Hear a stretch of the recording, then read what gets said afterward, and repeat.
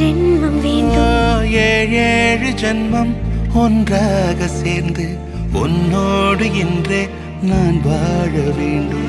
காலம்